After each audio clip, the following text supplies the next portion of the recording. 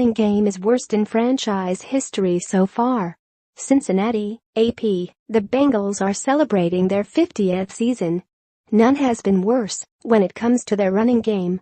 Cincinnati ranks last in the NFL in running the ball and is on pace to shatter franchise records for ineptitude on the ground. There's no relief in sight for the fading Bengals, 3-6, who play in Denver, 3-6, on Sunday.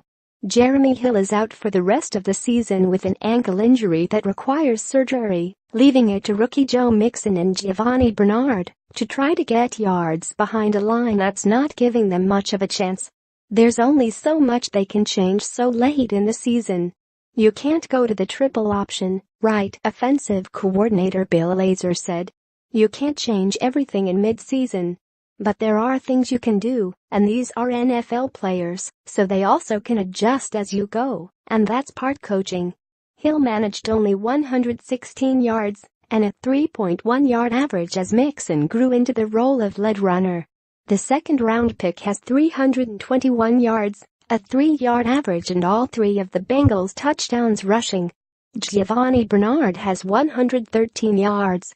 The line was so overwhelmed during a 23-7 loss at Jacksonville that the Bengals had only 7 plays that gained yards in the second half. They lost yards on 7 plays. Hill went on injured reserve before a 24-20 loss at Tennessee last Sunday. The Bengals have converted only 2 of 18 third-down plays in the past 2 games. They ran the ball 18 times on first down in those games and lost yards 6 times, while being limited to 3 yards or fewer 8 other times. What's really been the problem is losing on first down, getting negative plays on first down, receiver Brandon LaFell said Wednesday. We've been making it 3rd and long, and all that dudes are doing is dropping 8 guys in coverage, and that's not good for any offense.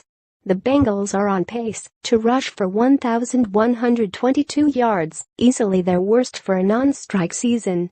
The club low for a non-strike season is 1,439 yards in 1995.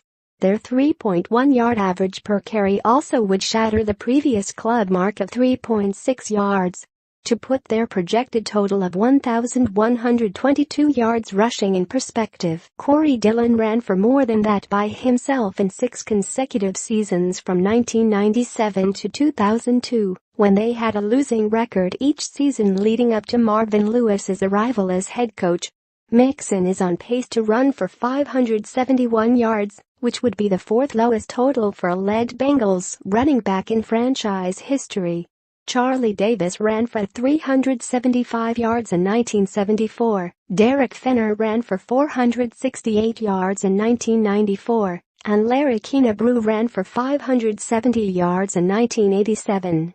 The biggest problem is the offensive line, which hasn't been able to open holes for the running backs or protect Andy Dalton, who is on pace to get sacked 44 times. McCarron sits. Lewis said he's not inclined to play backup quarterback A.J. McCarron even as the Bengals fade from contention. The Bengals agreed to deal McCarron to the Browns on October 31, but Cleveland didn't get its paperwork finished before the trade deadline, scuttling the deal. Dalton has taken all the snaps this season. Injury update: the Bengals practiced outdoors on a rainy, 45-degree afternoon. They're the only Northern NFL team without a covered practice field.